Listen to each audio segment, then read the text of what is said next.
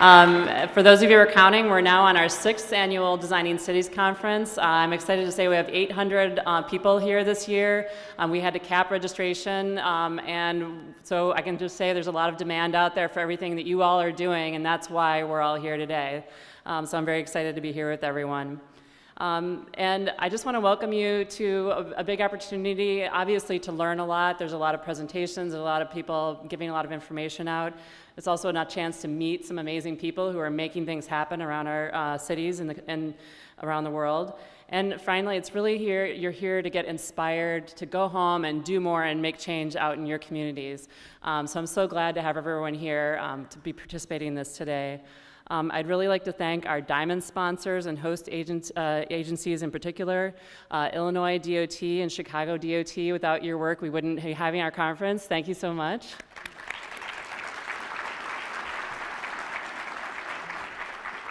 And I'd also like to thank our platinum sponsors, WSP and Arup this year. Thank you very much. You guys are doing great work in our field, and we appreciate your support.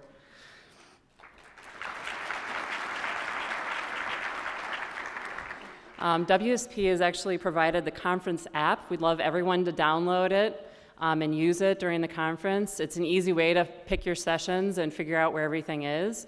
It's also an easy way to contact other speakers during the course of the session, and of course also to coordinate your tweets. Please tweet, if possible, with pictures and with great quotes as you hear things throughout the day. And obviously we will be around the conference doing the same, but the more people can do it, the better.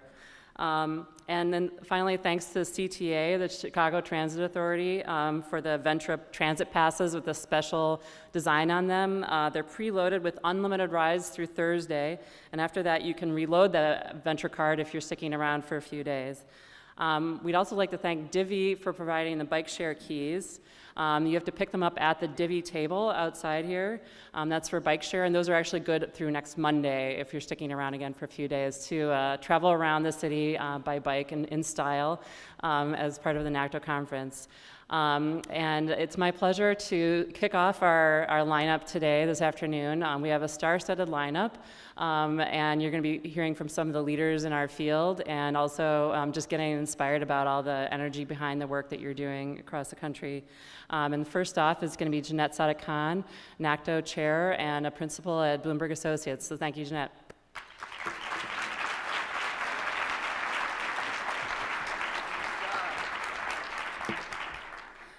Good afternoon, NACTO.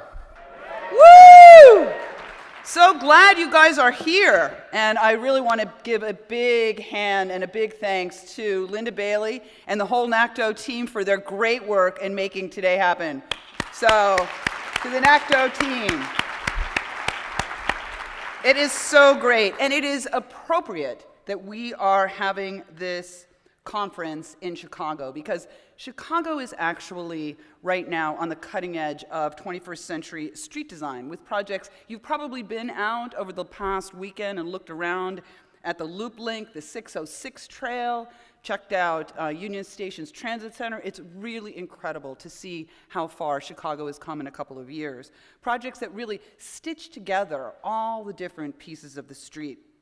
And I'm looking forward to Commissioner Scheinfeld telling us some more about that in a few moments. And of course, everybody in this room knows that the story of our streets is never really finished. And every year, NACTO cities across the country show just what's possible on city streets. Like here, oops, not here, that's Chicago. Like here in Miami, which built its first ever complete streets project, showing the way for cities across the Sunshine State. And cities like San Jose that are committed not to just one street redesign, but an entire network of protected bike lanes, like this one on Broadway. Memphis has similar plans, and they've started on the reclamation of street space on Peabody Place, which has pulled their entire community together. Pittsburgh, anybody here from Pittsburgh? Pittsburgh, yeah. Pittsburgh did a big thing, just announcing that it's providing free transfers from its bike share system to its bus system, providing crucial first and last mile connections. And Columbus, anybody from Columbus? Okay, maybe I'm not going to mention Columbus. Anyway, Columbus just did a full-scale redesign of their bus system and is now offering free rides to downtown, which is drawing new riders to transit for the first time. Anybody here from New York? Sounds like lots of people from New York. Well, a project that is near and dear to my heart, City Bike, recently just celebrated 50 million rides after 4 years. Woo! I know. It's a big deal. And this system continues to expand. It's now got 12,000 bikes and 700 stations, which is uniting neighborhoods all across New York City.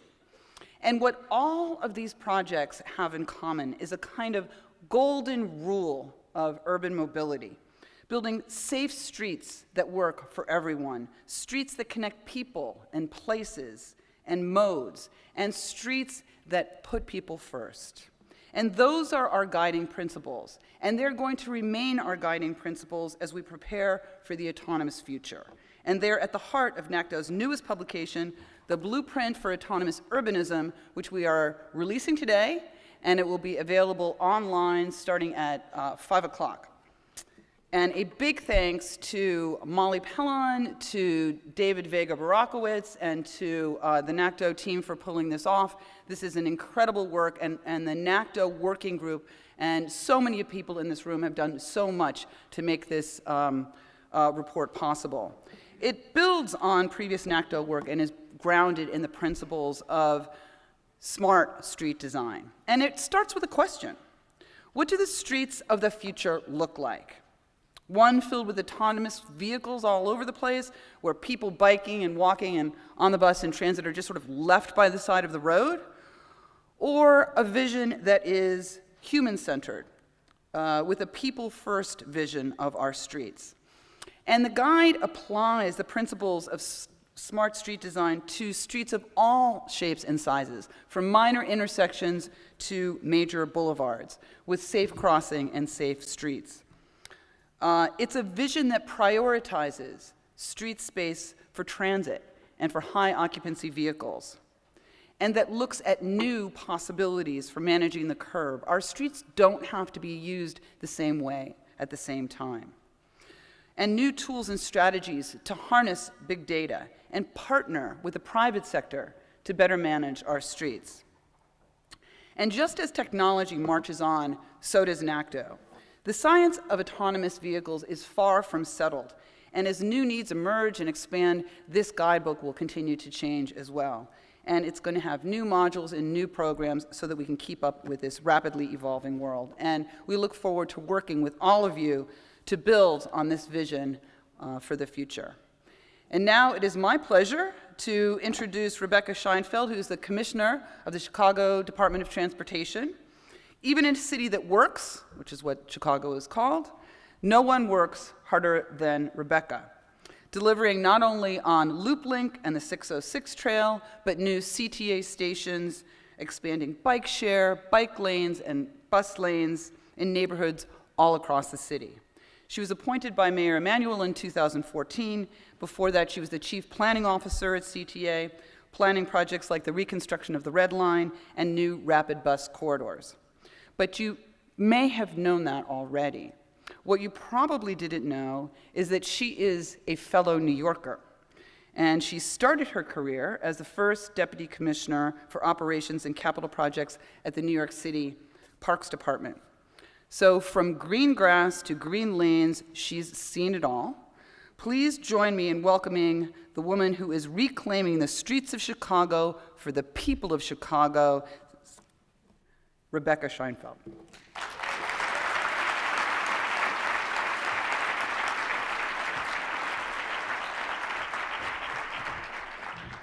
Thank you, Jeanette, and hello, NACTO. It's wonderful to be here. We got to really get this room hyped up. It's amazing. This is the biggest Designing Cities conference to date, and we're so pleased that that's happening here in Chicago this year. It's really a remarkable opportunity to have so many like-minded people together over the next few days. And on behalf of CDOT and all of our staff, we're really looking forward to participating in it. And also on behalf, obviously, of Mayor Rahm Emanuel, it's really our honor to host the 6th Annual Designing Cities Conference. Before I go further, I do want to acknowledge all of the CDOT staff that have been working really hard over the past year along with the NACTO team to make this conference such a success. So if I could ask the CDOT team members here today to please stand for a round of applause.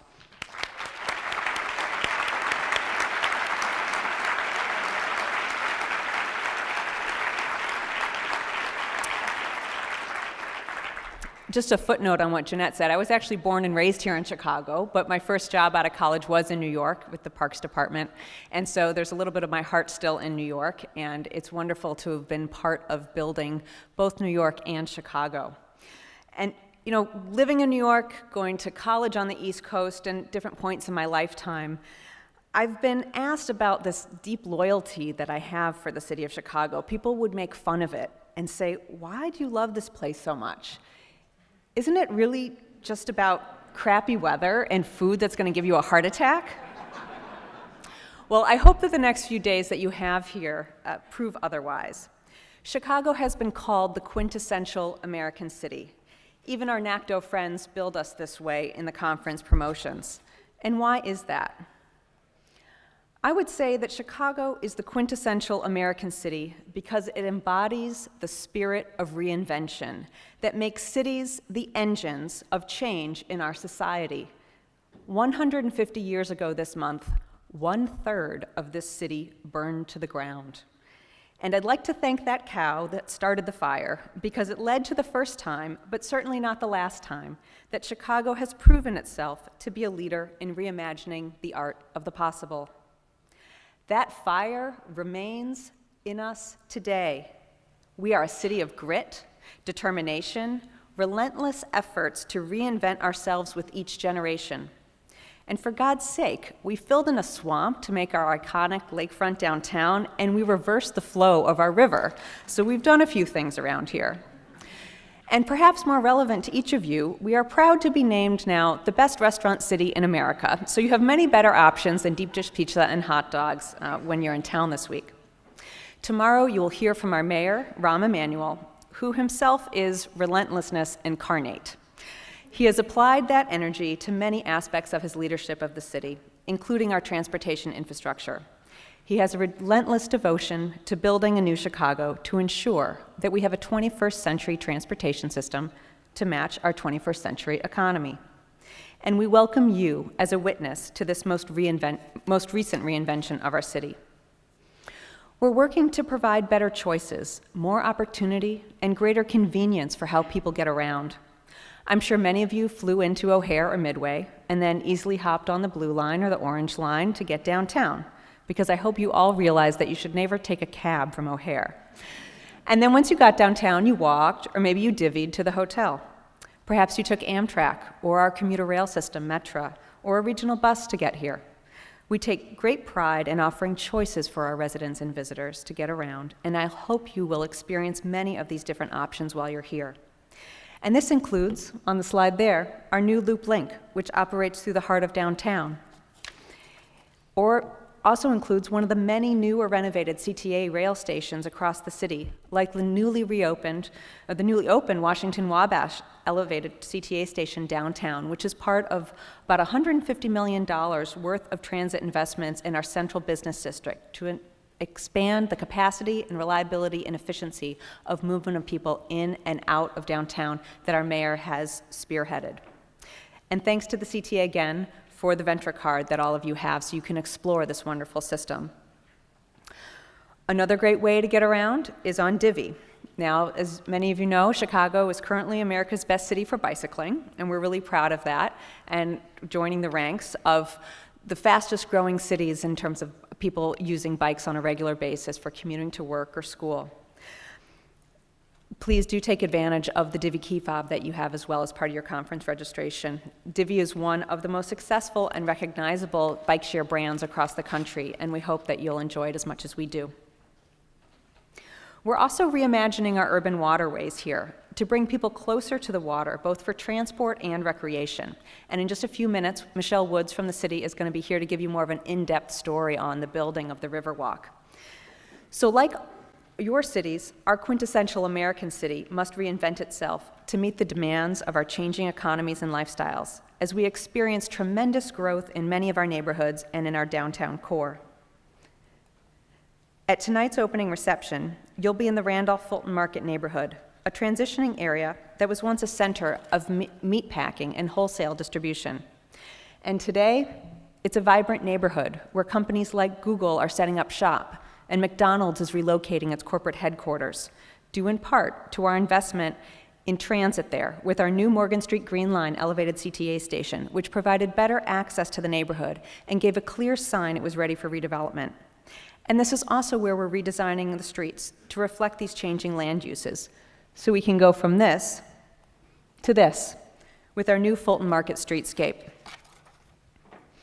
One of the amazing things about Chicago is that there is still so much opportunity for development within our city limits and even downtown. Our history as the freight capital of North America has shaped the city forever with our ubiquitous viaducts and rail lines through the heart of the city. But in many cases, those land uses are changing. We have huge swaths of former industrial land in prime locations throughout the city, minutes from downtown, along our rivers, that are now ready for redevelopment and reimagination.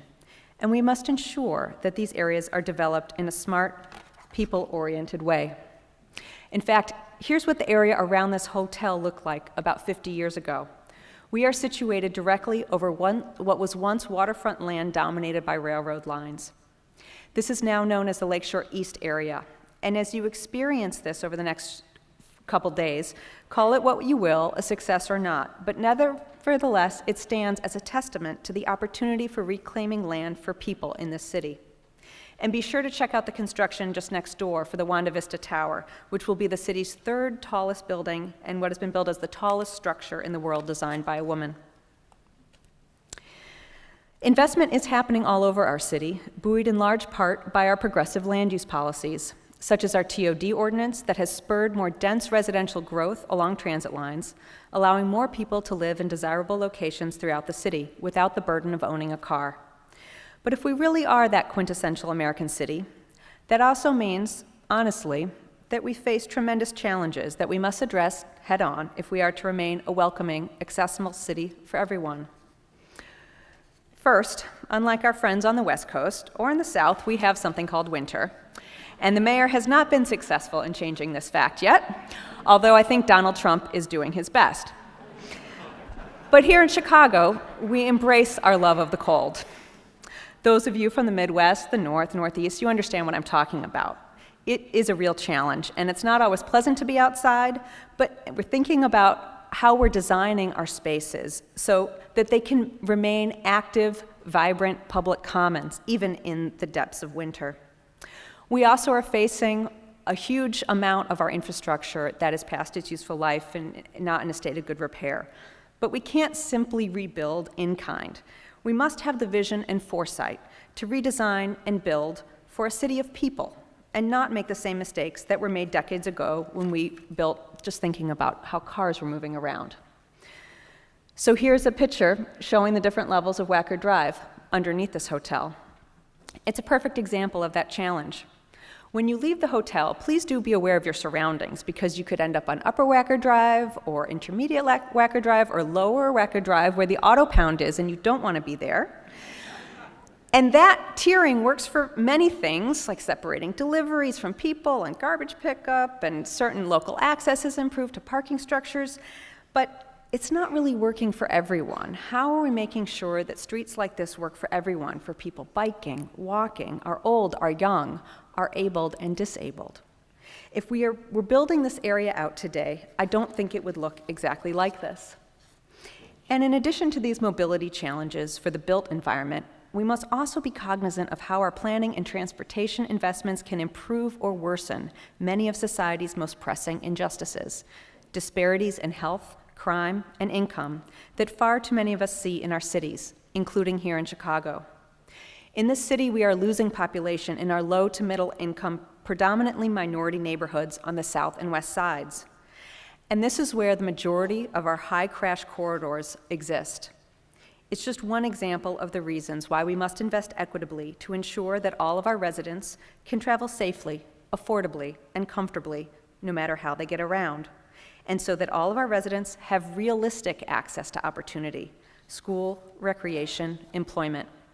So how do we address these challenges? Well, it takes partnerships and humility to know that we don't have all the answers, but we have people in both the public and private sector that have the will and a long civic tradition here in Chicago to make this a better city. For example, working with our partners at the Metropolitan Planning Council, the Our Great Rivers Chicago initiative sets a vision for Chicago and a blueprint for cities around the world on how we will reimagine our urban waterways to be inviting, productive, and living. We are opening up access to our rivers throughout the city by requiring new developments to provide public amenities along the waterfront. We are building new parks and boathouses, and we are working to develop a continuous river trail from one end of the city to the other for people walking and biking. And the Mayor's Industrial Corridor Modernization Initiative is revising land use policies for continued growth and private investment in the city's industrial corridors.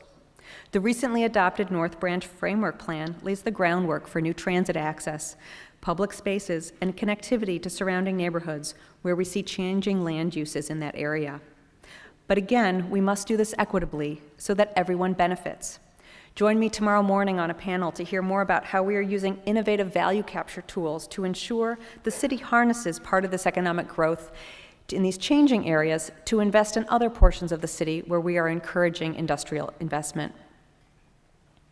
And thinking about affordability, our Divvy for Everyone program is working to remove the financial barriers to bike share by giving thousands of low-income Chicagoans access to Divvy for those without credit cards or those who cannot afford the regular annual membership. This program has become a model for cities around the country as we all work to make bicycling more equitable. And we're working with other partners across the city to reimagine vestiges of our industrial history into much-needed open space for our residents. Together with the Trust for Public Land, we turned an abandoned elevated freight rail line like this into this, the Bloomingdale Trail and 606 Park System on the northwest side of the city, an incredibly popular active transportation corridor. This is no High Line. It's very different in its own right, and I hope all of you can have a chance to experience it today and see how it knits together 4 different Chicago neighborhoods with much needed park space and a safer way to bike and run. And we're now looking at other parts of the city where we can replicate this success, reusing abandoned rail lines and infrastructure to create trails in other neighborhoods, including the Englewood Trail on the south side and the Paseo on the southwest side, so that residents throughout Chicago can experience such active transportation benefits as we've seen realized on the 606. And each time we do this, learning from our experiences to improve upon the next reimagining of such spaces. We are also investing in connections to our lakefront. On the south side, we're improving access to the lakefront for residents that have for too long been cut off from the lakefront trail and the beautiful beaches and parks on our 18-mile shoreline. These improvements include the stunning new pedestrian bridge at 35th Street, and we're currently in construction on another at 41st Street. But also in the spirit of NACTO, in addition to these mega projects, we're also looking at ways to redesign our streets and reimagine our neighborhoods quickly, inexpensively, and effectively. By working with our community partners, we can see projects like the Milwaukee Avenue project in Wicker Park in Bucktown go from idea to reality in less than 4 months by using low-cost materials, in-house forces, local funding to create better pedestrian spaces, safer accommodations for people bicycling, and optimized transit service. And we're also reclaiming space previously used by cars and making our streets fun to walk along and play on by engaging people all around the city as part of our Make Way for People programs. So as we embark on this conference, let us remember the words of Daniel Burnham, our most famous urban planner, who said, "Make no little plans."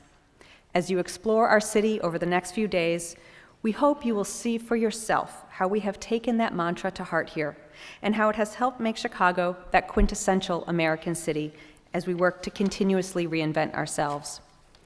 But certainly, we know Chicago doesn't have all the answers for how to design our cities, and frankly, I don't ever want to think that we do. Each of us has much to learn from each other over the next few days as we share our diversity of experiences and experiments and successes and failures so that collectively we can all work together towards improving our transportation systems, and street design to make vibrant cities. I sincerely hope you do learn something from our experiences here in Chicago. I love Chicago, and I hope that when you leave here, you will make a little space in your heart for it too. So thank you.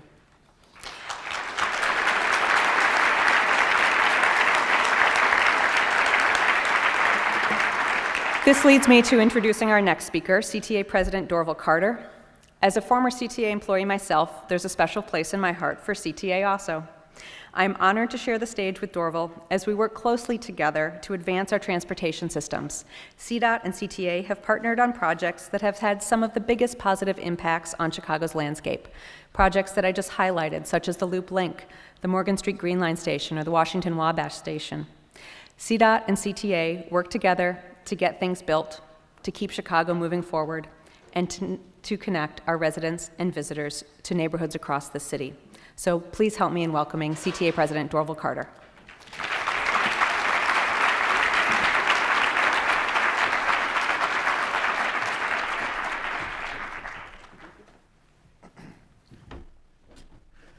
Good afternoon, everybody. Okay, you guys. In the transit world, when someone says good afternoon, you get a robust response. Let me try that again. Good afternoon, everybody. Good afternoon. There you go. Now you all sound like transit people. As president of CTA, I want to welcome all of you here to Chicago, and thank you for the opportunity to speak with you today. You know, very few cities are known by their transit systems the way Chicago is. If you think of Paris and Metro, you think of London and the Tube, you think of Chicago and the L. We have a unique position in the history of the city and of the progress that we have made. And certainly Rebecca, in her comments this afternoon, has laid out a tremendous amount of that energy and the excitement that exists around transportation and transportation infrastructure investments. So it's within that spirit that I would obviously encourage you to make sure you use and take advantage of our extensive train and bus system, where you can learn firsthand how transit coexists with vehicular and bike traffic in the city.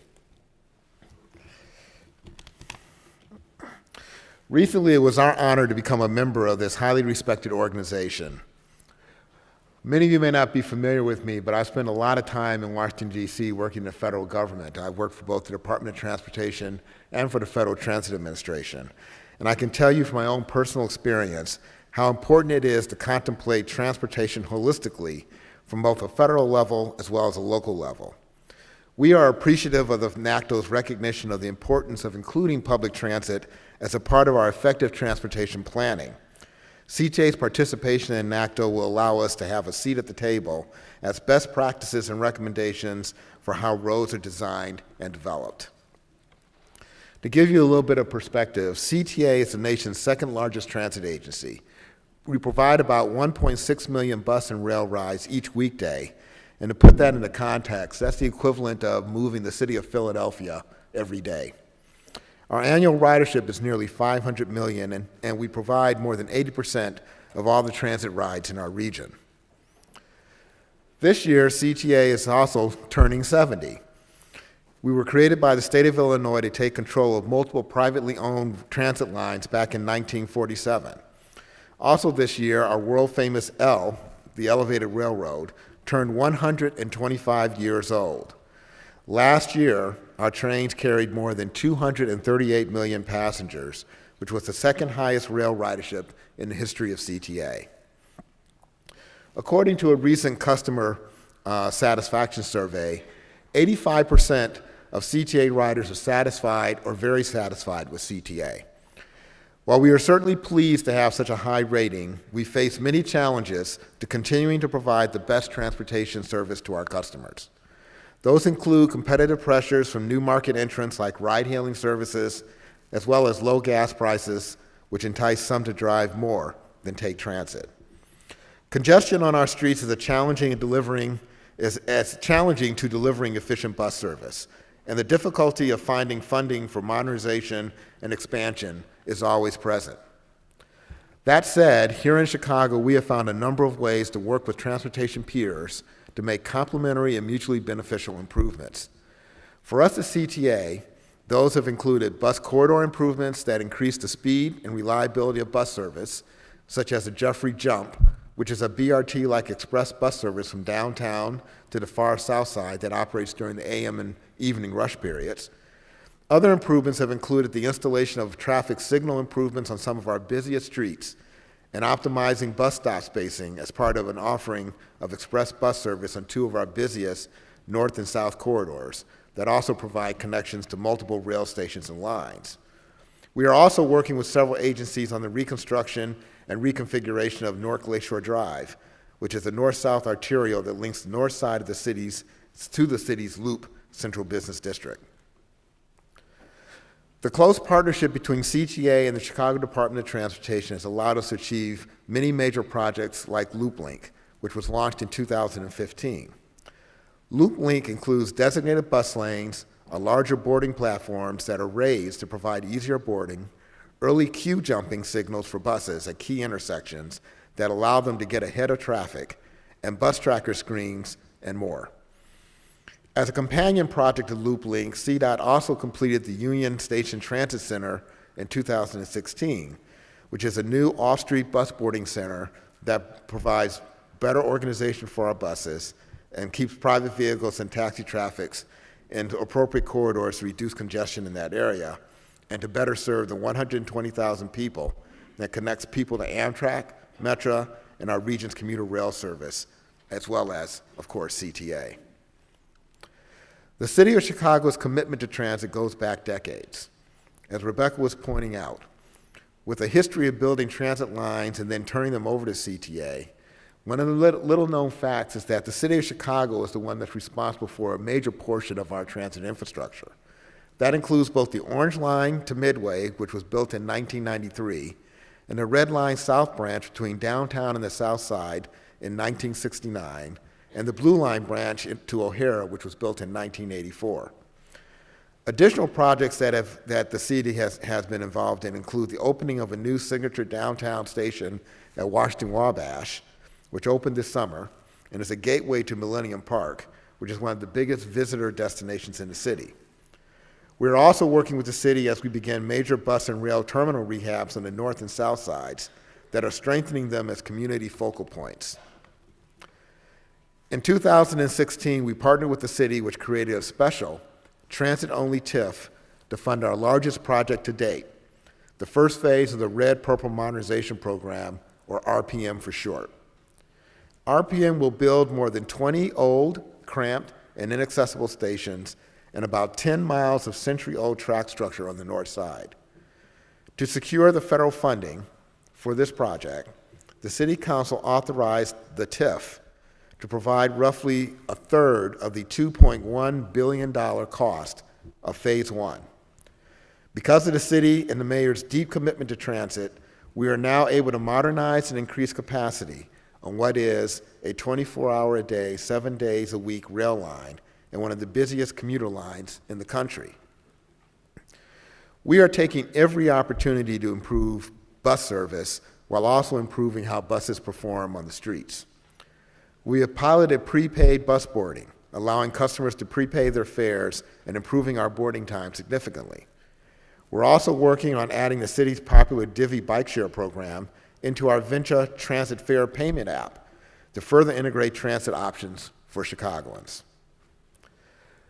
We look forward to continuing the strong partnership we have with NACTO and transit agencies and professionals in Chicago and beyond. So, in conclusion, you should always feel free to reach out to us, and I would ask all of you to take advantage of some of the CTA tours that we set up for the conference participants. I think you will enjoy taking CTA around the city of Chicago. Thank you very much.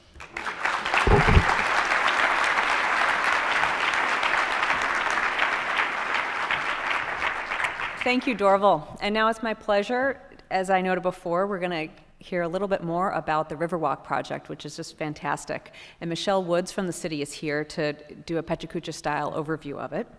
Michelle has more than 20 years of experience in municipal government working for the city. She is currently a project manager for the city's Department of Fleet and Facility Management, where she is working on ensuring that the Chicago Riverwalk continues to grow as a viable city asset, allowing uninterrupted access along the Chicago River from Lake Street to the lakefront, about 1.25 miles in length. Previously, Michelle worked at CDOT, where she was working in the engineering department and involved on the design and construction of more than $450 million in infrastructure projects. So she brings with her to her current role a real deep understanding of what it takes to make projects like this happen. Michelle is a graduate of DePaul University, where she received a degree in urban studies and French. So let's welcome Michelle Woods.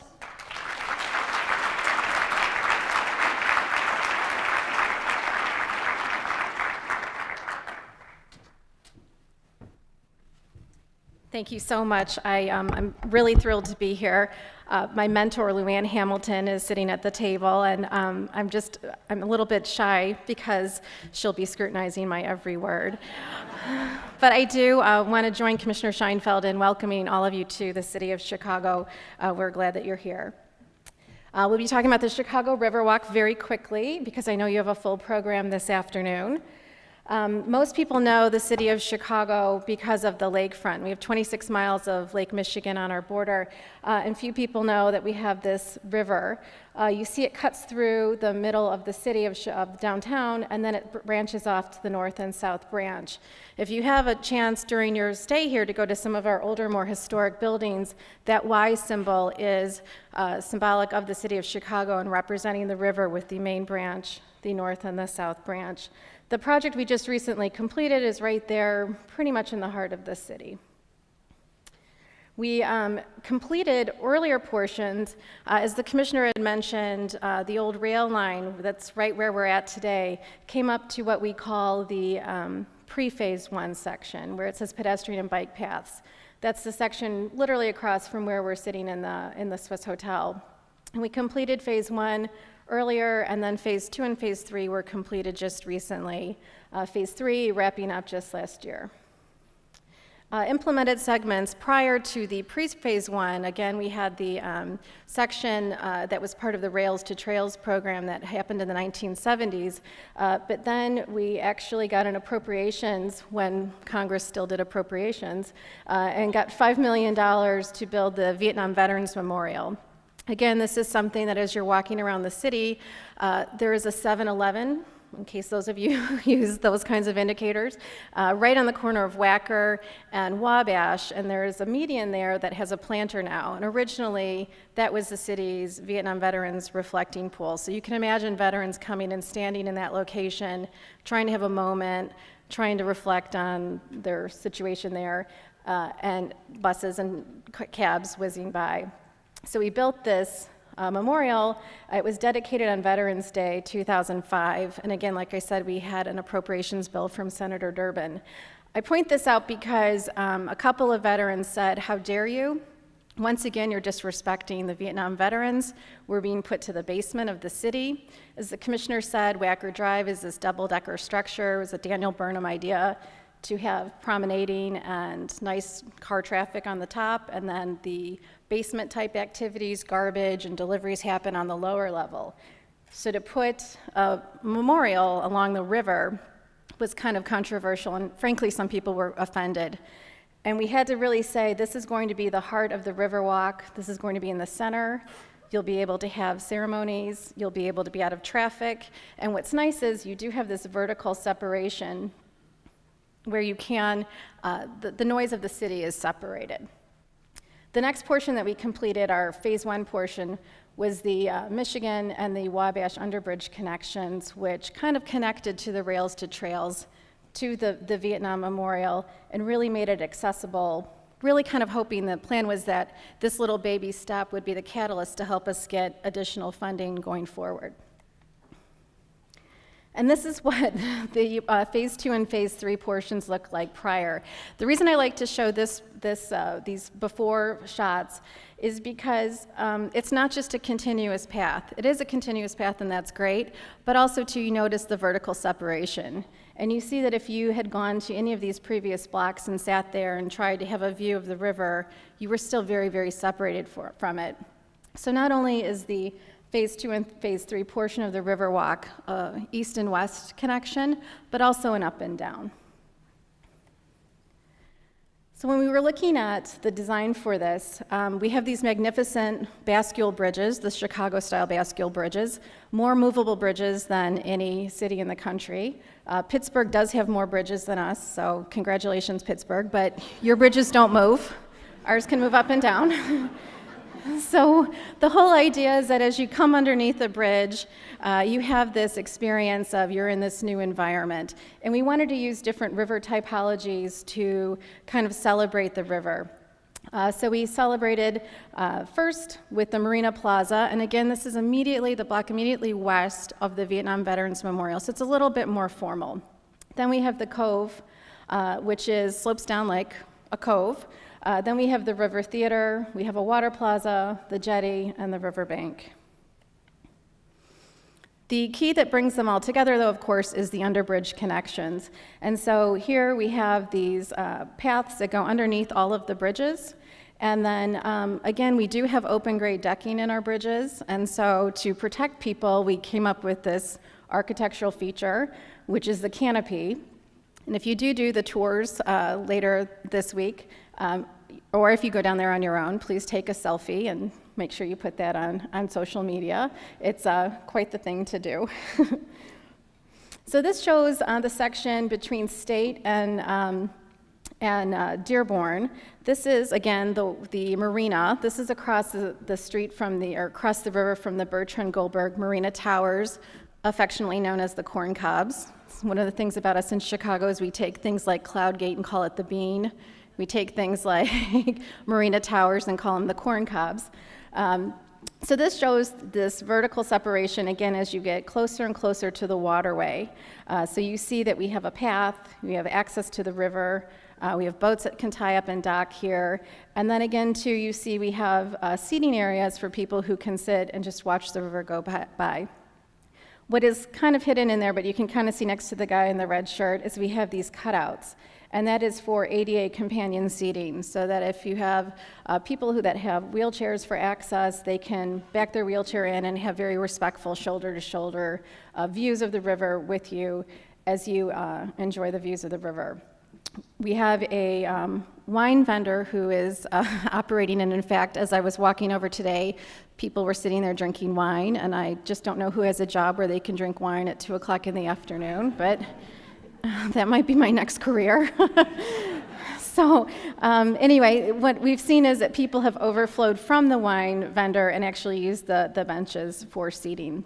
I also point out, too, the trees that are there are also in trenches. So there's a giant bathtub underneath the pavers that are there. So again, we can have a longer life of those trees. And that, again, goes to the connection, not just of the east and west, but the vertical connection. And as the trees get bigger and bigger, you see the people on Wacker Drive will notice that they're walking through the treetops. This is the cove area, and you see it slopes down. I want to point out the people sitting on the rocks because that comes back a little bit later for our discussion. This, again, is a gentle slope. This is more designed towards people who are paddling in kayaks or canoes. As the commissioner mentioned, Mayor Emanuel has done a lot to promote boathouses on the various different sections of the river, and that you could paddle from those boathouses to this area, get out, stretch your legs, have a drink, get back in your boat, and paddle back. And so anyway, this is the place where you could have that kind of activity.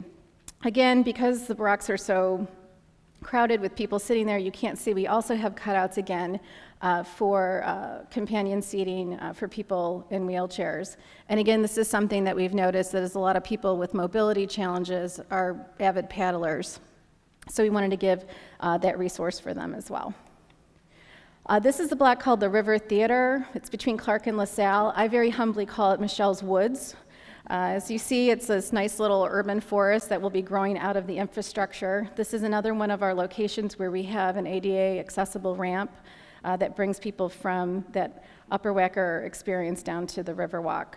The other thing is because we don't have any vehicular traffic in this location and we are not using salt, we're using other types of de-icing options, we're able to retain all the stormwater in this area and then use it for irrigation. This is the water plaza, and this is a zero-depth fountain, and the fountain has different light displays and different water jet displays. This has been an area that has been very, very popular with young kids and actually older kids as well. And they are able to play and frolic in the water on a hot day. But what's also interesting about it is it's designed so that the water feature can continue in the winter months, not there as you see it, but along the water wall, along the path, that will slow the water down to a trickle, and that it will become an ice sculpture. And again, something very interesting to look at as pedestrians continue to use the path in the winter months, that you'll have this interesting ice formation take place. So we're going to be interested to see how that works for us this winter. Sadly, last winter, it never really got warm enough for the ice to form, so we're looking forward to see how that works. This is the Jetty, and even though I did name the River Theater after myself, humbly, this is actually my favorite block. Most of the construction is you drive sheeting, you backfill, and then you put your architectural features like the icing on the cake. This particular block is built on columns that go deep, deep underwater and deep, deep, deep into the foundations, and we have these floating gardens. And you see we have these columns, and these floating gardens rise and fall on the columns. We also have left this area open. This was an area this last summer where we had partnered with the Chicago Park District, and they brought in a number of inner city school kids to come and try fishing for the first time. And it was adorable to see all these kids because they were saying things like, it was my lifelong dream to fish, and they're 8. So, time to come up with some new things on your list. But what's happened, and again, too, I kind of set it up this way, but on these columns, we actually put fish infrastructure, and we worked very closely with an organization called Friends of the River. And what they've done is help us come up with these different kinds of fish infrastructure that are out there in the world and helped us come up with the plan for this. But on these columns, as you go deep underwater, different levels, because different species of fish like different kind of levels of the water, we have these things like hula skirts, and that's exactly what they look like. And it's fabric, and microbes come and they start to live on the fabric, and then the fish come and eat the microbes. And then, of course, after a romantic meal, there's fish lunkers for spawning, so they can do that. And then, of course, then we bring the inner city kids in to go fishing and capture them. It's the circle of life. This is actually an event that we worked on with the City of Chicago Sister City program. And so the sister cities that are with us all came out and did different things, like Paris brought wine, Warsaw brought vodka, which was great, by the way. India brought a Bollywood-type DJ, and they did this program for 6 weeks. And I was with the CDOT landscape architect, and she actually, and this was before she got into the vodka from Warsaw, but she said, it's like even the plants are dancing to the music. But of course, it's because the plants are floating, and anyway. So we had a great time with that. That was a very fun event, series of events. And this shows you some of that fish infrastructure that I was talking about, where we have these curtains, these hula skirts, and then these lunkers that are then attached to the columns at various levels. And then this is our final block, for now anyway, and this is the section between Franklin and Lake Street. Again, you see another vertical access location, and what's significant about this is that Y point of the river, and this is where the City of Chicago actually across from this section was where the City of Chicago actually got coined the Windy City. This was where the Republican convention for Abraham Lincoln took place, and they were talking about the long-winded politicians. So I think I'm getting a little long-winded. But another thing we have a lot of in Chicago is rain. And so you see here we have a storm event that happened about 2 weeks ago, where we got 4 inches of rain in about 20 hours. And you see that the river level rises. So when we designed this, we knew that there were going to be flood conditions. One of the things about these columns is that you see, well, you can't really see from the photo, but they do have numbers on them. So normally the City of Chicago, the river is at a -2 CCD, Chicago City datum. The path there is at a +2 CCD. And then they open the locks to the lakefront at a +4. So when we did this design, we knew that there were going to be conditions when we have our 100-year storm every year, which I think we need to rename that storm, that we would have conditions like this, and we would have to make sure that the river or the path and the plantings were able to survive under these kinds of environments for periods of time. And so you see one of our vendors, again, dealing with submerged conditions. What happened was he had the storm on a Saturday afternoon. On Sunday, the water was submerged, but the locks were open. And by Monday, the path was no longer submerged, and we were able to get crews out there. The majority of the path was opened. This cove level, because it slopes down, was closed until Tuesday for cleaning. But I do want to point out that strip in the middle there, that's the rocks. So you get a sense of just how much the river can rise as a result of these big storm events that we do have and that we do have to plan for. But in spite of that, our vendors are doing great. Originally, our Chicago Park District managed the concession program prior to us getting the TIFIA loan that paid for phases 2 and 3. And we were getting about $1 million in gross revenues. This is not the city's take home. I just want to make sure that's clear. This is how much the vendors grossed. As part of the program to get funding to build the phase 2 and 3 portion, Mayor Emanuel had talked with Washington, D.C., and we got a Transportation Infrastructure Financing Initiative Act program, and it acts pretty much like a mortgage. So we have a 35-year loan at a low interest rate, and we need to pay off the loan with revenues generated from the project. Now, I point this out because most people say, how did you pay for a $100 million project in this day and age? And that's pretty much how we did it. And I really do think the mayor should get a lot more credit for really his innovation and thinking outside of the box and how to fund a program like this. As we think of our park space, we don't think of them as economic development indicator or developers and drivers, but they can really be those things. And as you see, in 2015, we increased our revenues, and again, not our revenues from the vendors total were $4.6 million. And then last year we were all the way up to $9.4 million. Now what's interesting about this is that our figures only up through August were already at $8.7 million, so I'm anticipating exceeding the 9.4 this year. September was very, very nice for the city of Chicago, and the vendors were very, very busy. And we do still have vendors open, even though it is chillier and cooler. The wine vendor does have these geodesic domes like Buckminster Fuller, so if you wanted to go in there and have a glass of wine, like apparently people can do during the day, that's available. And some of the other vendors are remaining open as well. Again, we also did programming this year, and that the Riverwalk is not only just a pedestrian path, but it's become a destination. You see we have some young fishermen up there. We also did what we call the fish parade. So you see we had some of our Chicago Public Schools marching bands come by, and they would perform with puppets that had fish heads, and they would march up and down the Riverwalk, creating a sense of place and destination. The vendors all got together and did a program called Second Tuesdays. And again, the second city, second day of the week of the month, that kind of thing. We came up with this event, and Commissioner Scheinfeld was kind enough to let us blow fireworks off of her bridges. And nothing burned down that she knows of.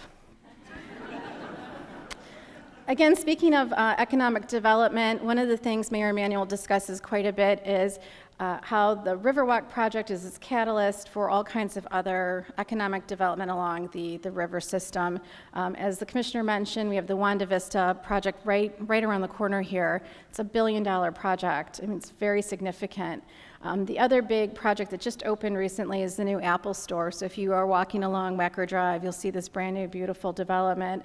And again, this kind of shows the history of the city where historically we had our back turned to the river, and now it's something that we're embracing and really trying to capture and make sure we have views of as we go forward.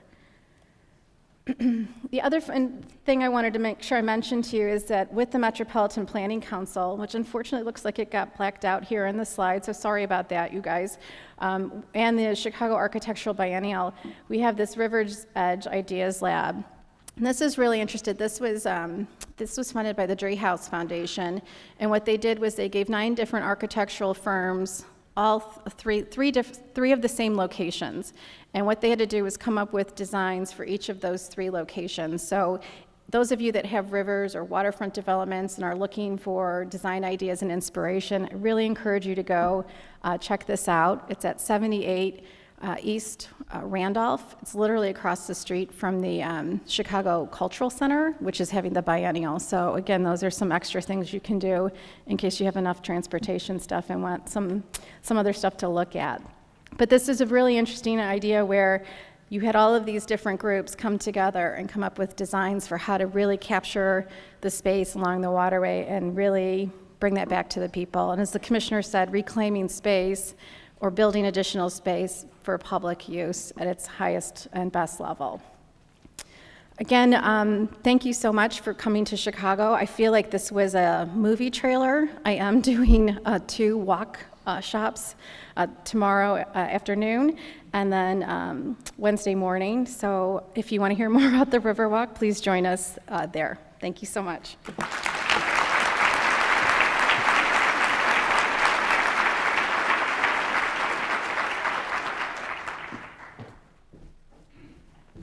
Thanks, Michelle. That was great. Hey, y'all. How you doing? What? Is LA in the house over there? Is that what? Oh, no. That was Carolyn Helmke. Nice. I'm Salita Reynolds. I'm the general manager for Los Angeles Department of Transportation. I'm also very lucky to be president of the board for NACTO, and I'm so excited to welcome you to Chicago and again emphasize that there are 800 of us this year. This is the biggest NACTO Designing Cities conference to date. And it would be bigger, but the Chicago Fire Department wouldn't let us have any more people in here, so whatever, life safety. But I did want to say, Corinne Kisner, who deserves a round of applause for her work on the conference and her leadership, asked me to give my reflections on the past year, and I was like, great, reflections on what NACTO has done. And she goes, no, your reflections on what's going on in the world over the last year. And I said, well, Corinne, come on. How could you possibly sum up how complicated and the highs and the lows of the last year in a sort of a time of what I'll politely call alternative facts? I thought that maybe it would be good to focus on some things that are true. And the first thing that is true, without question, is that cities get stuff done. And the same night that we had a presidential election, no matter how you felt about it, cities around the country and municipalities around the country passed over $200 billion with a B dollars for transportation funding in the United States, which is a huge accomplishment and a testament to where cities are thinking and what cities are thinking about. The second thing that is true is that no matter what you care about, no matter what you want to work on, transportation in cities is the place to be. It has long been the place to be if you care about public health, if you care about economic development, if you care about saving lives, if you care about livability, if you care about sustainability.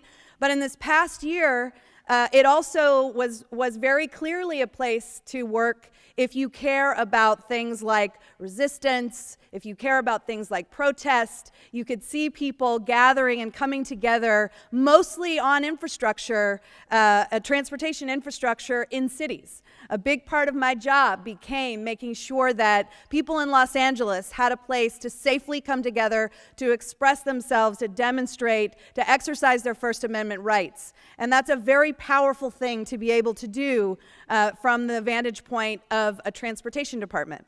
If what you care about is racial equity and social justice, hopefully last year you were inspired by Tamika Butler's remarks and have had a chance to see her remarks at the Vision Zero conference, where she continues to implore and inspire us to do our best work by knowing and seeing that transportation can be big enough to take on issues that maybe seem larger and overwhelming, and can and should be a place to continue to convene conversations in a civil way across a table, over coffee, in a neighbor house, at a community meeting, and in your own offices. And that's really the power of transportation. And the last thing that I'll say that's true about transportation that I hope you will take and think about quite a bit is that transportation is a women's issue.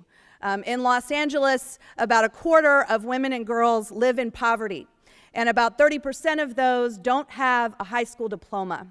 And a lot of that is a direct outcome, and I place the burden of that on a transportation system that locks people's opportunity, that really confines their world, that keeps them away from education, from jobs, and from growth. And that's the opportunity we have before us, to think about not just the needs of the 9-to-5 white-collar workers on our streets, but to think about the women and families in our cities, to think about how to deal and really not just connect people to opportunities, but make places. That's our opportunity. And I hope that you can take what you learn here, go back to wherever you are, and put your head down and really get stuff done. The next thing that I want to talk about and that I think is important to acknowledge is the fact that these things are only possible in cities with great leadership. And really the capital that exists on our commissioners and of transportation and their staff is really the thing that lifts us all up and gets us all to accomplish more. So today, I'm very, very proud to announce the launch of our new leadership development program, Leadership NACTO. And this is something that's been a long time in coming, and all of us sort of know about leadership instinctually. But I think it's important, some of you know that before I took on the job that I had now, the largest number of people that I had managed was 20. And now I manage 2,000. And I would not have been able to step into that role without the professional development, investment in leadership, mentoring, sponsoring, coaching, and championing that I had from many of the people in this room. From a champion like Jeanette Sadiq Khan, who recruited me for the job and who hung with me afterwards, always took my phone calls, and would always listen to me over many I almost said bottles, glasses of wine, which was invaluable to me. And without Matt Henry, who's the president of Fair and Peers, taking me out to many lunches and telling me that, yes, I could do this. And without Scott Kubley, who is the director of the Seattle Department of Transportation, being an ally and having many long conversations with me as he was walking home from the office and I was on the bus, and we were talking about what in the world we had gotten ourselves into, and sharing our challenges and struggles with each other. And I want everybody who is ready and able and willing and ambitious enough to step into these roles to find that same network for yourselves. And that's really what Leadership NACTO is about. It's about building a cohort of peers. It's about connecting to mentors and champions and sponsors who can lift up the next generation of commissioners in our NACTO cities. So it's a 9-month fellowship program. In 2018, it is open to staff of NACTO member cities and transit agencies, and the application period officially opens today. So you can visit nacto.org/leadership to learn more and apply, and I hope that many of you will do so that we can get this going and get people excited, and it can be a new tradition that creates many, many generations of great leaders in our cities. So next, I want to announce that we have 14 new NACTO members this year. Great year for NACTO, and actually 4 of them are transit agencies. It's worth mentioning and recognizing the great work of Matt Rowe on the Transit Accelerator program that we've done in Denver and Oakland and Cambridge and Indianapolis, and we are so excited to bring transit agencies into our membership at NACTO. So as I call your name, if you're here, please stand up and remain standing so that everybody knows you're new, and we can all reach out and befriend you. So Alex, welcome to Alexandria, to Charleston, to the Chattanooga Area Regional Transportation Authority, to the Chicago Transit Authority. Thank you, Dorval, for being here. Yep. To Fort Collins, to Halifax. Look at Canada showing up. Long Beach, to LBC, to LA Metro. Very proud of LA Metro. Orlando, happiest place on earth. Raleigh, North Carolina. San Antonio, and VIA, the transit agency. West Palm Beach, and Vancouver TransLink. Let's give them a round of applause.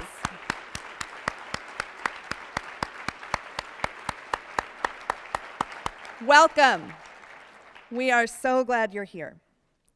So one of the other traditions at NACTO is that we do like to engage in a little friendly competition. And I like to think that the cities of Los Angeles and Chicago have sort of a playful relationship. Last year, for example, Chicago won the World Series. A round of applause for that. This year, not as successful, but we can't brag just yet. And this year, Chicago and Los Angeles were finalists for the very first Vision Zero Leadership for Youth award given out by the National Center for Safe Routes to School. And that is because Chicago and Los Angeles have two of the oldest safe routes to school policies in the country. So we were very, very proud to receive this award this year.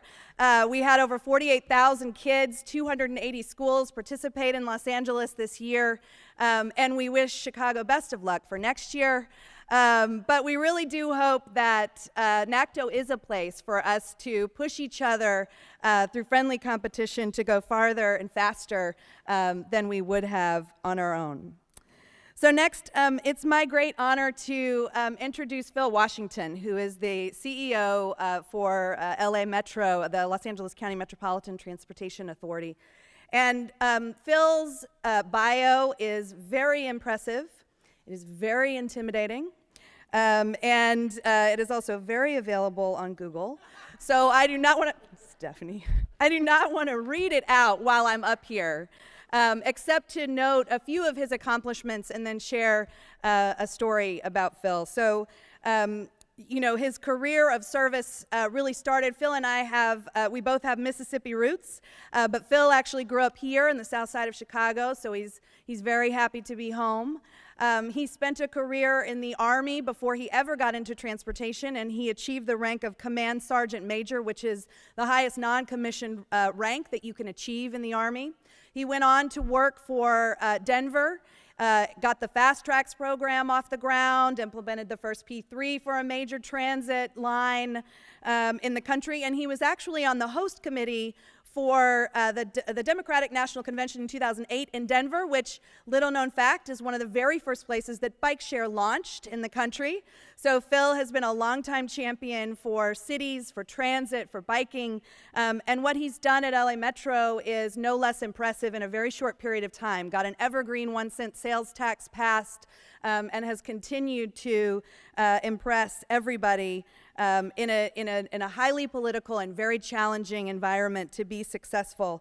One of the other things Phil has long been a champion for is minority transportation officials, the group COMTO that sort of recognizes mentors and pulls folks together who are working in that field.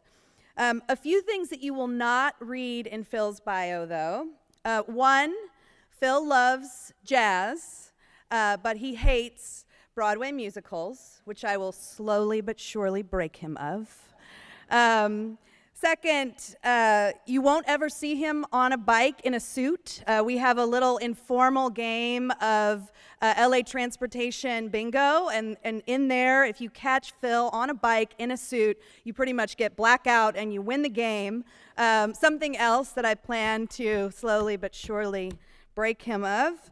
But one of the things that I wanted to mention is the first time I met Phil was at the LA Metro's Bike to Work Month. And this was a huge event in the Bay Area where I had come from, but Los Angeles does it a little different. They do a whole month, and it's really Metro's event. It's really, they're the lead, they do the funding. And so I had shown up at the event, very excited to meet Phil, but I also wanted to be respectful and deferential, so I was sort of standing over off. I was in the shot, but I was sort of standing off to the side, and Phil looked around and said, no, you come up here and you stand next to me in front.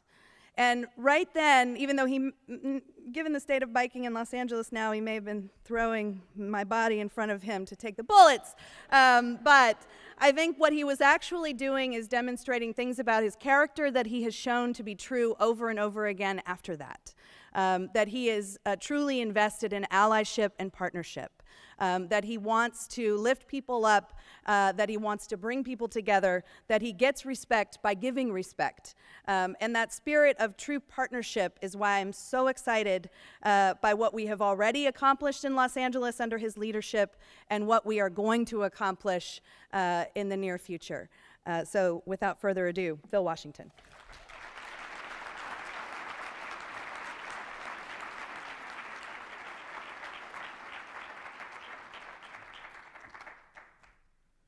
Well, thank you to Salita. Is Salita high energy or what? Absolutely. She's fantastic. Let me just talk for a little while because I want to keep you all on schedule. But I do want to mention my big brother here, Doraville Carter, who runs CTA, a great friend, great professional. I guess maybe 6 months ago, the three largest transportation agencies in the country are New York, Chicago, and Los Angeles, of course. And before Tom Pendergast resigned, all three of those agencies were run by guys from Chicago. I'm just saying. And so great to see Doraville Carter here. It's wonderful to be back here in the city of Chicago. Listen, leading cities into the future, which is the theme of this portion of this segment. And it's really, really true. When we talk about the improvements that are going on here in Chicago, I am just so happy to be here. I grew up on the south side of Chicago. Now here's the L train. And this was our family car when I was growing up. And on this public transportation, I got to tell you the story of me having to go across town. I'm from the south side. My first girlfriend was on the west side. Now I had to go to the west side on public transportation to see her. And that was tough. But going on the west side to see my first girlfriend, the public transportation was my way to get there. It is a lifeline to people all over this city. As Dorval talked about, 1.7 million rides, 1.6 million rides per day, right? We're about to overtake you in Los Angeles, though, my man, as we build out our system. But as I saw this infrastructure being built in my neighborhood on the south side of Chicago, I saw all the infrastructure going up, and I saw people working on infrastructure in my community, and they did not look like me. And so the idea and the value of something like local hire is huge.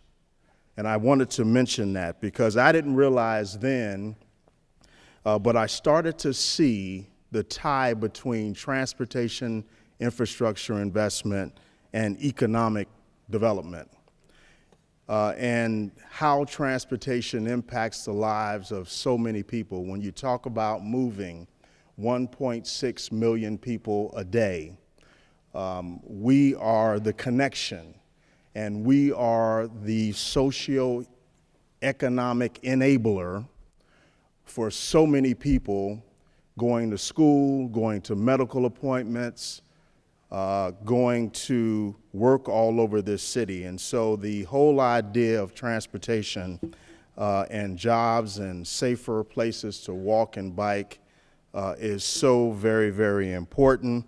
And I would say that if we deliver a lot of these great innovative projects faster, and if we leave our poorest communities and neighborhoods behind, then we have failed.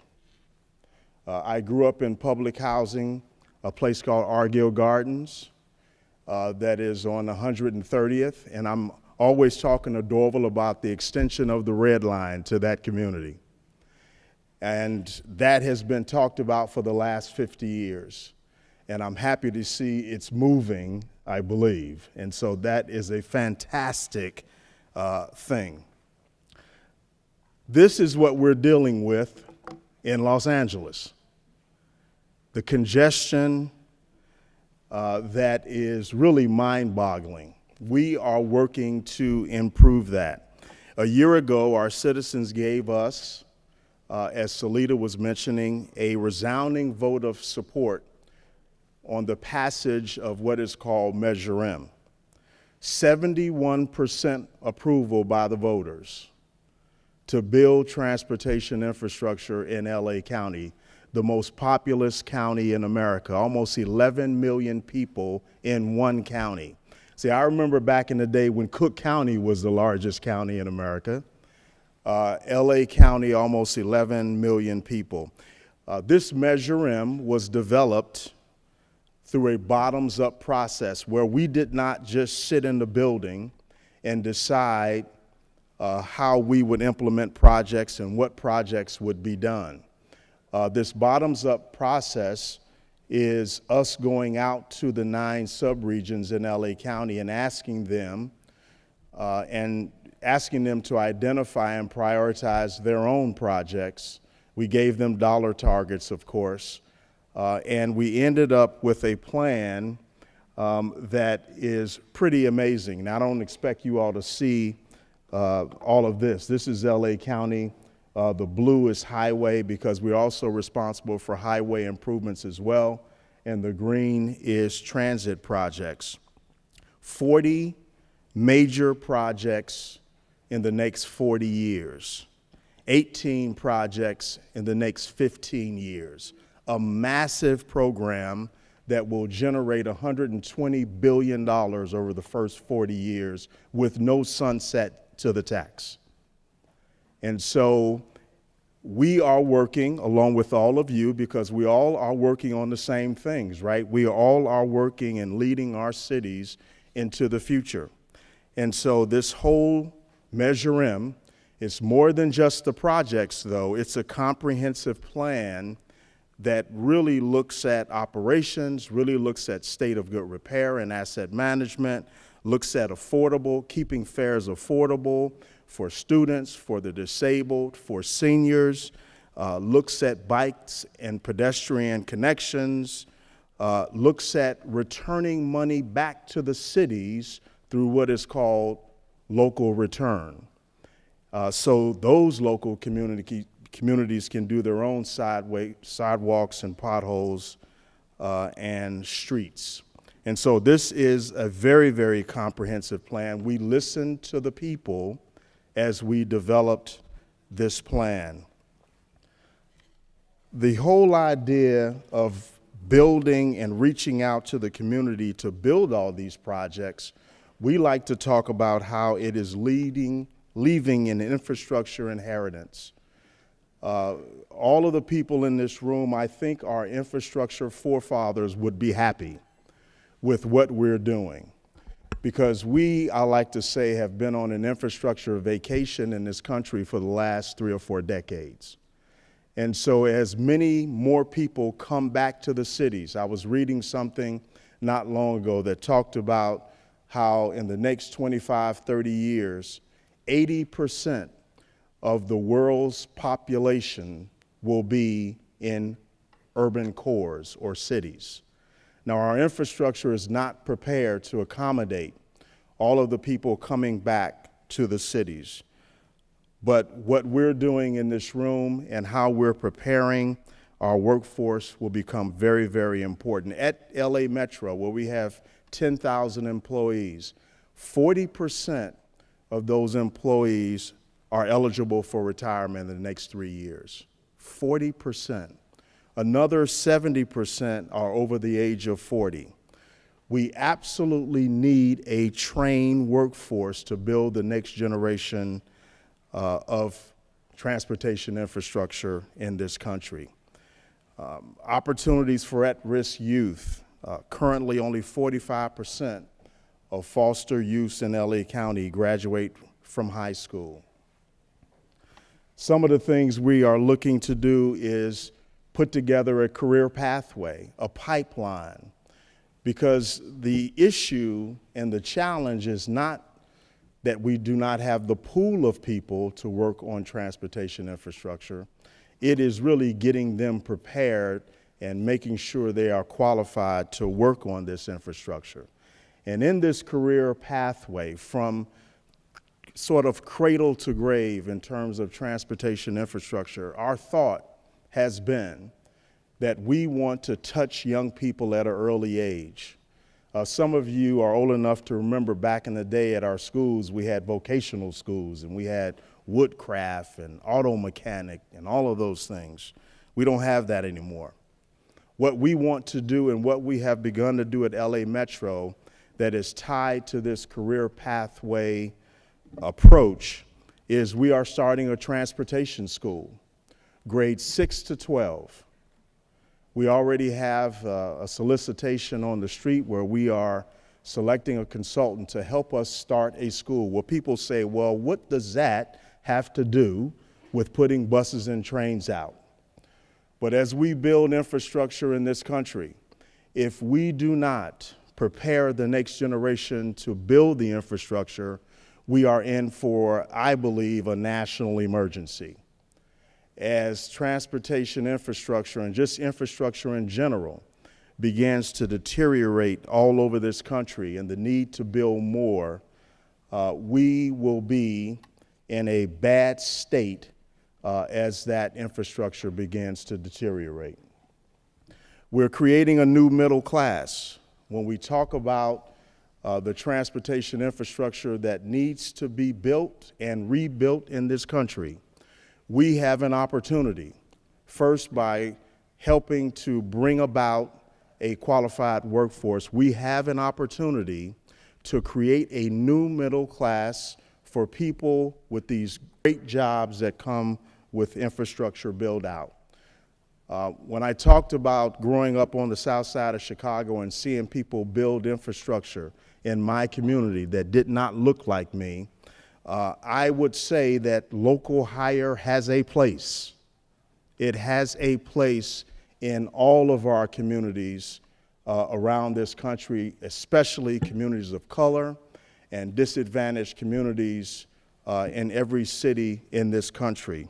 And so local hire, even though the current administration has done away with the local hire program at the federal level, we will continue with local dollars to implement our local hire program.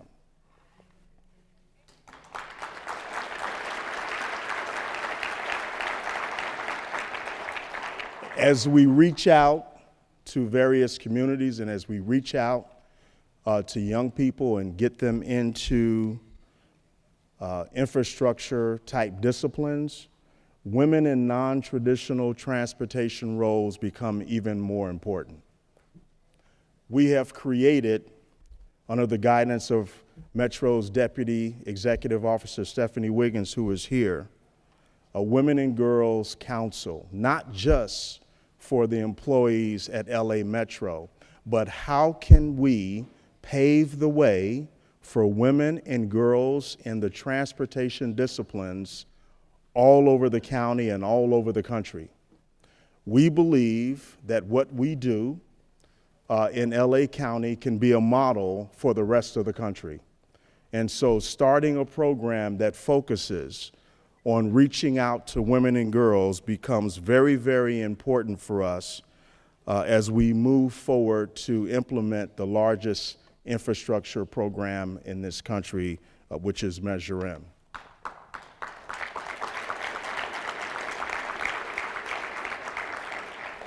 I mentioned that we have the Career Pathway Initiative.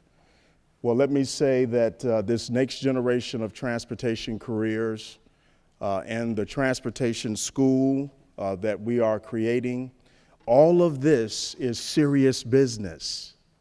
Infrastructure is the next big thing. It's the next big thing. It's like the tech boom. Our infrastructure is deteriorating all over the country. 200 initiatives, as Salita was saying earlier, were successful last November. People at the local level are getting it that we have to build our infrastructure in this country, and they have gone to the polls and they have said that we want to invest in infrastructure for the long term. As we went out and educated the public and got ready for our November 8th ballot initiative last year, it was incredible that the no sunset provision, i.e. the tax never ends, that began to poll higher than the 50-year. Now, I don't know about the psychology of that, but people began to understand that infrastructure is important, and they went in for the long term. Every time I go to Washington, D.C. and talk to the feds, I get in trouble because I talk about a long-term transportation bill from the feds. We haven't had one. We've had 6 years, and we've had some extensions. In the local areas, we're talking at least 30 years. The feds are talking 6. Give me a long-term, a real long-term transportation bill in Washington.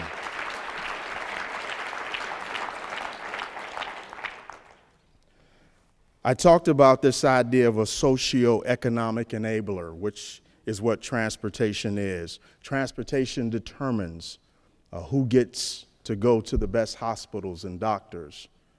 Transportation decides who goes and how they go to the best schools in the city. Transportation decides what jobs people go to. We are more than just your grandfather's transportation agency. We are, of course, a mobility provider, but we're also this socio-economic enabler where we are enabling mobility for people that do not have it. The idea of creating transportation or transit-oriented communities is what I've sort of coined this. And it's not just TODs. People have said, well, hey, Phil, we are the T in TOD. Well, I argue that we're not just the T in TOD. Because as people are displaced in the various communities where we are building transportation infrastructure, as we gentrify people out, as we go in and start talking environmental at the front end of a project, and by the time the transportation line or whatever opens, that community we started talking to 5-6 years ago is not even there anymore. It's a whole different community. And so this idea of transit-oriented communities says that we are going to, yes, we're going to put our transportation asset there, i.e. a station or whatever, but we're going to work with the community to develop not just what we own there, but we want to leverage the property and the land around it that may be owned by the city or the county. How can we leverage that to make this a holistic approach to transit-oriented communities and work with the community on affordable housing, work with the community on a park or whatever to make sure and do what we can. We can't control everything with regard to gentrification, but how can we work with the community to limit the amount of displacement when a new asset comes into that community? That is what we're talking about. And the local hire piece and all of that goes with it. Food deserts and grocery stores that are not in our communities. by the mere fact that we're putting transportation infrastructure there brings value. And so how do we make sure that community stays there? Other things, innovation, some of the things that we're working at Metro. We are the first major transit agency in the country to replace all of our diesel buses with a CNG fleet. This summer, the Metro Board directed us to move from that CNG fleet to 100% zero emission by 2030, which will make us the largest American transportation agency to endorse such a goal, to have an all-electric fleet. We've already ordered 100 electric buses to serve 2 of our bus rapid transit lines. So this idea of innovation, innovate or die is what they talk about in Silicon Valley. We have to learn to do that. We're thinking differently. We created an office of what I call extraordinary innovation. And I got to tell you this thing. I mean, I mentioned this when I first got to LA. I mentioned to someone I was going to start this office of extraordinary innovation, and they said, "Phil, why the word extraordinary?" And I said, "I guess you won't be working in that office." But this idea of seeking out innovation, this idea of being less prescriptive in our specifications, even in RFPs, this idea of looking at a performance-based system and approach to tell the private sector, here is what we want, now go do it, without being prescriptive and telling them exactly how. We're starting a micro-transit pilot project, transit's version of Lyft or Uber, a curb-to-curb service that people can call. If you can't beat them, join them. And so we're transforming transportation. We're looking at things differently. We encourage every city here to begin to look at things differently. Mobility is our core mission, yes, but make no mistake about it, we impact communities in so many different ways with what we do. And so this idea of transforming communities, this idea of thinking differently, this idea of providing more options to people. People beat us up about ridership. Ridership is declining. I read about, it was in the paper today, about, I believe, the system here in Chicago, the ridership dip. This is a nationwide trend. What we have to remember is that ridership is but one performance metric. We should be thinking about all of the positive things we do in terms of mobility. And we should be looking at more metrics and not just pulling our hair out such that it is, pulling our hair out over the cyclical nature of the increase and decrease of ridership. And so our thought here is, as we provide and really concentrate on what I call the most important commodity that we have out there, which is time, how do we save time with regard to mobility? Now, we're out there building the largest public works program in the United States. We are keeping our eyes focused on the future as we prepare for 2 million more people to come to LA County over the next 40 years, and the many who will visit Los Angeles because of the 2028 Olympics. How can we streamline the process? How can we create even more mobility options for the residents of Los Angeles? And so the transportation revolution is here. I want to thank all of you for your work in this area. I think what we do, most people, a lot of folks don't understand it maybe, but we are making life easier for residents and people that depend on us every day. When you talk about the city of Chicago, 1.6 million rides a day. Los Angeles at 1.4, 1.3, 1.4. This is enhancing our communities. This is building more mobility options. We're better connecting communities, and we're giving ourselves back, again, one of life's most treasured commodities, and that is time. Thank you so much for having me, and go Dodgers.